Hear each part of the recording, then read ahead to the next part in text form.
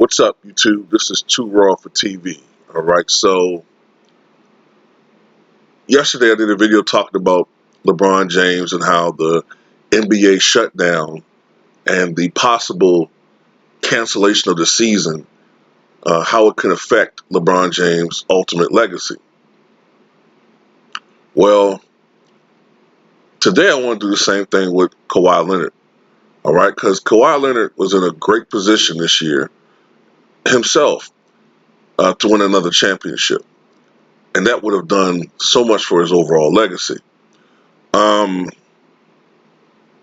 as we all know, like the last couple of games of the season, in a much anticipated matchup this past Sunday, the Lakers were able to defeat the Clippers.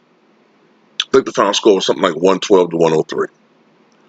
And that was a revenge performance from the first two games that the Clippers were able to beat the Lakers. Um, but if I'm not mistaken, the Clippers finished their season off with a victory.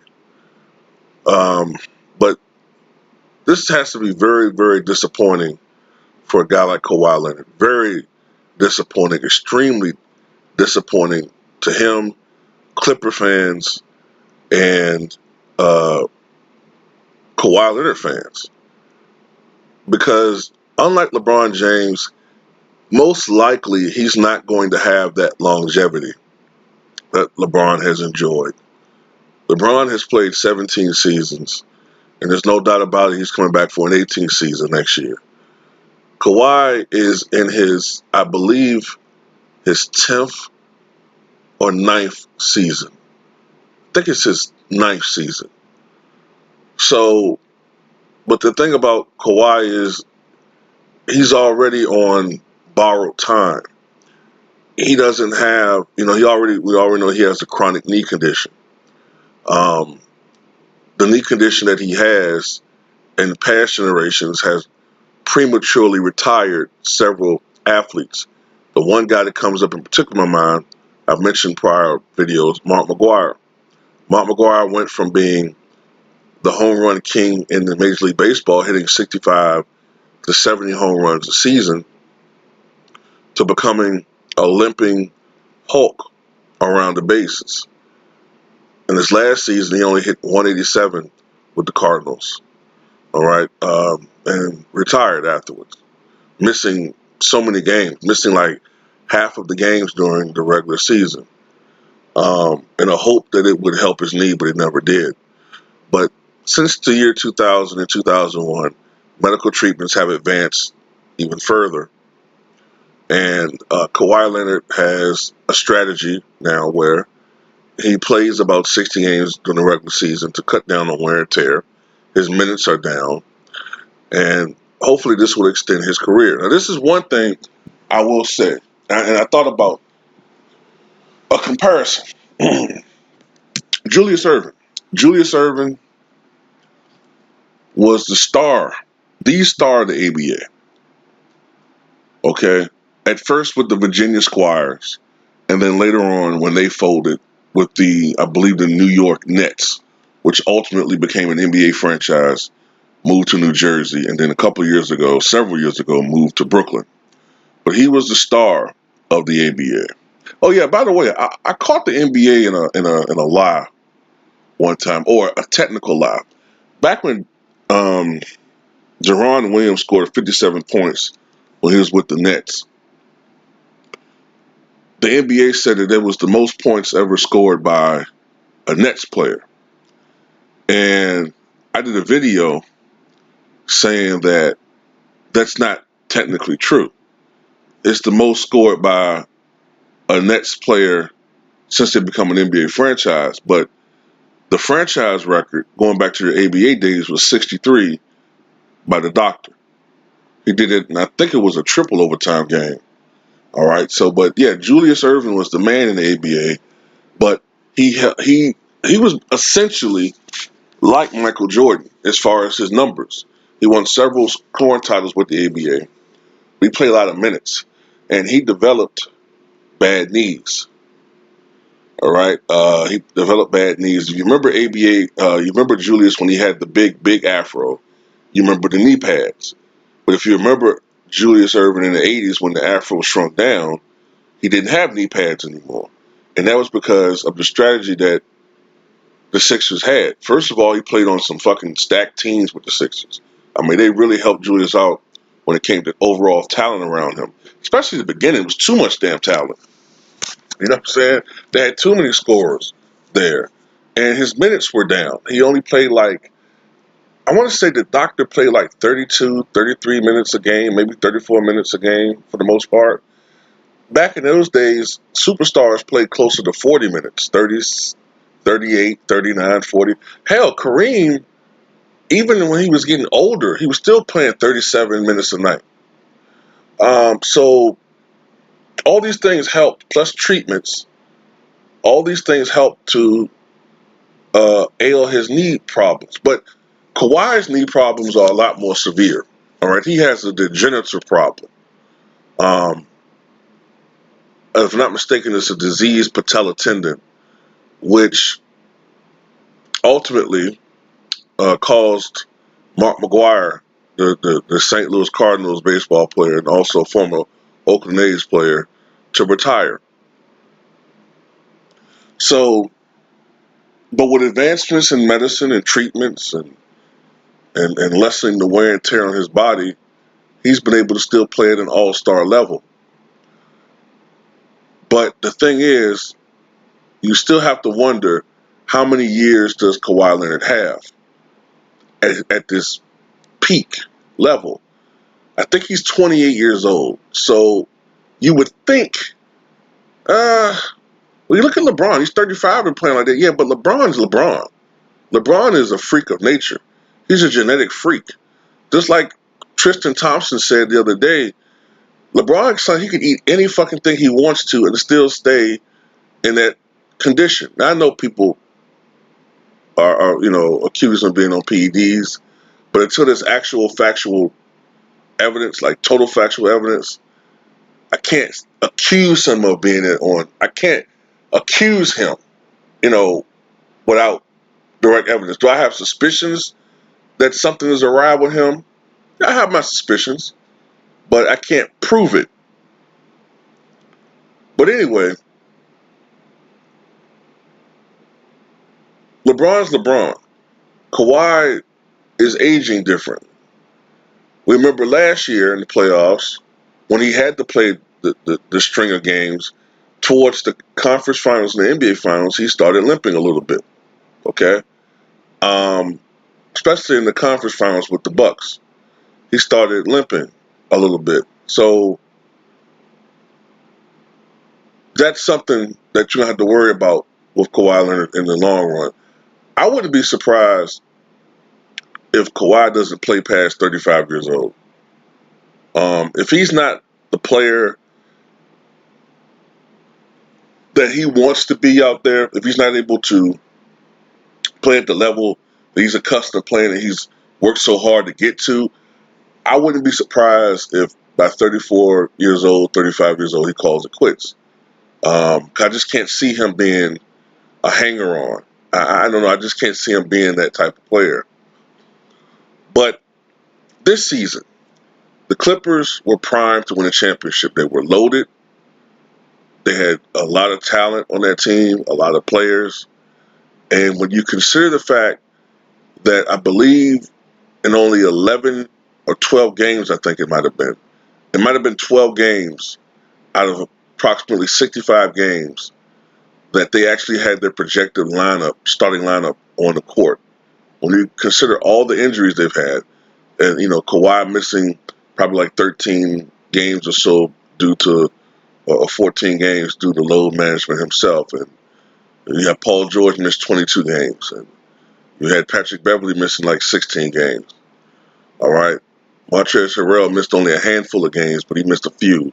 When you consider all of these things, and the fact that they were still second in the Western Conference, all right, that's a remarkable feat. Now, they did lose 20 games, but they were still probably on pace to finish something like 57-25, 58-24. which is still a great record. In fact, 58-24 is the record that Kawhi's team with the Toronto Raptors finished with last year. All right, and they showed in the playoffs, the last two rounds, that they were able to win, led by Kawhi. They're able to beat teams in other people's houses. They did it with the Bucks, okay, in Game 5s and Game 6 last year, and they did it with the Toronto Raptors with the Warriors. They beat the Warriors constantly at the old place that they played in. Can't think of the name right now. But this was a missed opportunity for them, man. This team was one of the 2 or 3 best teams in the league, along with the Bucks. And if he was able to win a third NBA championship and a third NBA Finals MVP, he would have won championships and been a Finals MVP. He would have been the first player ever to have won Finals MVP with 3 different teams. Okay? The only other guy I can think of that's done it with 2 teams off the top of my head is Kareem Abdul-Jabbar.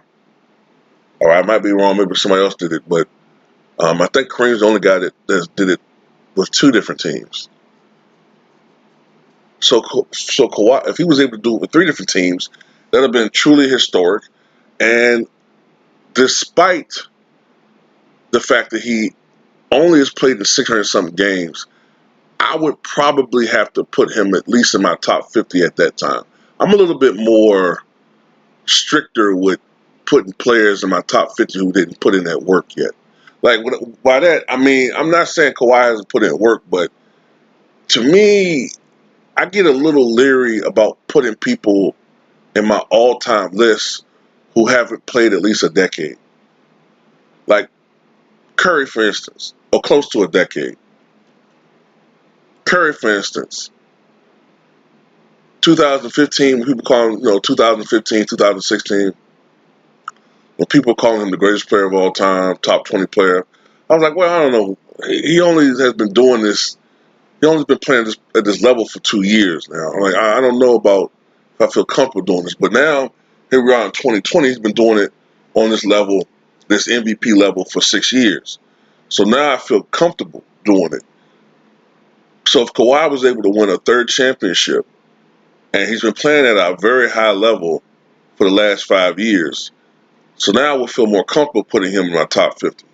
And ultimately, Kawhi would land higher than that. But now, if you take this away, if this season is lost, you don't know what's going to happen with the Clippers next year. Montrezl Harrell, he may leave. He's a free agent. In this day and age, if you go with loyalty, winning, or money, ultimately 7 times out of 10 at least, they go with the money. So you could potentially lose Montrezl Harrell. You don't know what's going to happen with the landscape of the NBA. I do know this. The same rule applies to Leonard. Kevin Durant, he comes back next year. Kevin Durant, in my opinion, is the only player that has been playing at a higher level than Kawhi Leonard the last couple of years. Now, I know there's some people that think it's LeBron. That's fine. In my personal opinion, I don't think LeBron James is the best player in the league anymore. I don't think he's the best. I think he benefits a lot from playing with Anthony Davis this season. This is not to say that he still isn't a great player, a really good player, a really good player. But he's not the same LeBron James that played with the Cleveland Cavaliers the first time or with the Miami Heat. He's not the same guy. Okay, no matter how much the media may project that, in my eyes, when I'm watching him, he's not the same guy. All right. But Kevin Durant, when he's healthy, if he gets back to that level that he was with Golden State, he's the best player in the NBA. So if he comes back, there's a new team to rival with, even though they're in the Eastern Conference. But more importantly, and more direct threat is the Golden State Warriors. This was an aberration year for them. But next year, the donkey in his mouth is going to be back with his overrated exploits. But you're going to have, more importantly, Kawhi. You're going to have Klay Thompson back, the guy who I really fear on that Golden State Warriors team. But you don't know exactly where he's going to be on the defensive level because of that injury. You don't quite know. But knowing Klay, he's going to work hard to get back to where he was. And of course, you have Curry, who's essentially back now, but I think he'll really be back next year and extra motivated. You understand, man, this team is going to be very motivated next year. All right? You're going to have a lot of motivated guys on that Warriors team next year. All right? I think they, number one, they feel a little bit cheated out of destiny, and I'll get in that in a moment. Number two, they probably feel like they should rightfully be at the top of the helm of the Western Conference. They've dominated the Western Conference over the past 5 to 6 years. Okay. Even though last year everybody was talking about LeBron, they were the ones that went to the Western Conference Finals, okay, and dominated the West again. Steph Curry is going to feel extra motivation to get back to the level to where he was before. Okay, the media is going to talk about the Warriors a lot because they're going to be healthy again. All right, everything. But this is another thing that has to be thought about. If this season ultimately is canceled, right, and let's say for whatever reason, this Clippers team, they loses Harrell, they lose a little bit of punch because of that. They're not able to replace him with a player that brings what he brings to the table. And they're a good team next year, but they don't have that same edge they had this year, even with health.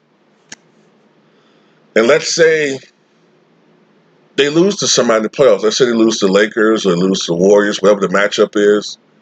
Then the naysayers are going to start, all right? The naysayers, the people who don't like Kawhi Leonard, they're going to start speaking louder.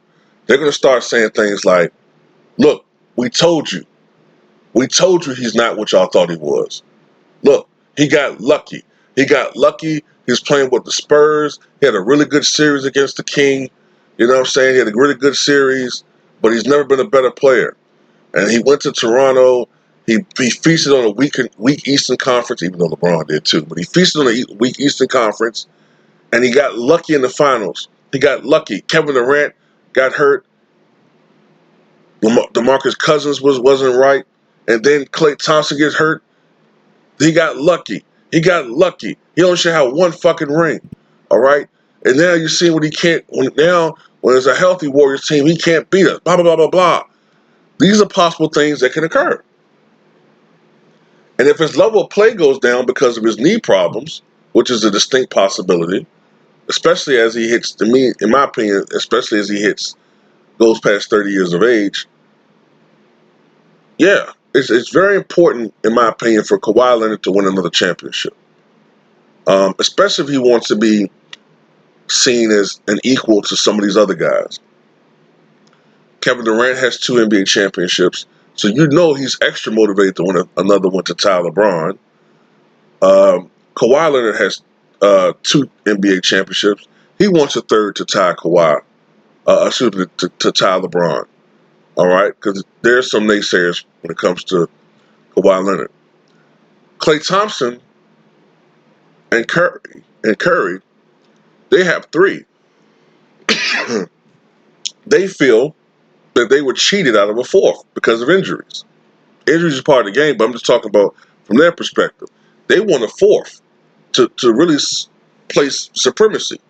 So there's a real battle going on right there. Plus you got Giannis, who hasn't even been to the dance yet. But Giannis, ultimately, you know what I'm saying? I feel like this, man. And I've been trying to prop up Chris Middleton, man, but he's not a legitimate second option. And I was trying to think of a player to I was trying to think of a player to sort of compare him to historically, and even the other guy was better than Middleton in his prime. But Chris Middleton sort of reminds me of an older Jeff Hornacek. That's about his cutoff. You know what I'm saying? Jeff Hornacek in the right situation can give you 20 points a game. He could light it up some nights, but he wasn't a legitimate second option. He's a really good third option, like he was with the Utah Jazz. You know what I'm saying?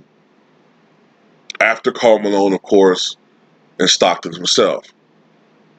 All right. Even though I think Jeff may have averaged more points than Stockton, but still, you get my point. Hornacek by himself is the second option. It's not good enough. Yeah, but Chris Middleton, he's not enough, man. The Milwaukee Bucks are going to have to do something. Okay, they're going to have to do something. A big trade, because this lineup they have now, I just don't have faith in them. And ultimately, if the season is canceled and they come up with the same lineup next year and they lose, I would not be surprised if going elsewhere pops up in Giannis's mind. Now, I know he wants to win a championship and with his own, during his own terms, under his own terms, but I just don't see them doing it with this team, man. It's going to have to take a Herculean effort. I mean, he's going to have to go on some type of Akeem Olajuwon run, even though he doesn't have an Akeem Olajuwon game. And that's not a knock on Giannis, but he doesn't. But he's going, and even with Akeem, that was a once in a lifetime run. You know what I'm saying? So he's going to have to literally carry that fucking team on his back and really improve his overall game even more so on another level for for him to win a championship. And I just don't see it. But yeah, these are things that could potentially happen with Kawhi Leonard, man, this season. This season is very important to him. It was very important. If they're not able to resume this season, which is a very distinct possibility, because I don't see this thing being contained within a month. I don't see it. Like I said, honestly, we're just at the beginning of this thing. There's 1,700 confirmed cases, probably 10 times that, maybe 15 times in real numbers. And we're just at the tip of the iceberg. I just saw that not only was the Brazilian ambassador that met with Trump last week diagnosed with the virus, but the Brazilian president himself today tested positive for the virus. All right, so when it gets to the point where people who supposed to be shielded are becoming infected by it, that's when you know it's real. You know what I'm saying? So yeah, I don't see this thing being resolved within a month. The NBA season might be over. And if it is, it's a tremendous loss to some distinct possibility and some excellent storylines when it comes to the NBA. Tell me what you guys think.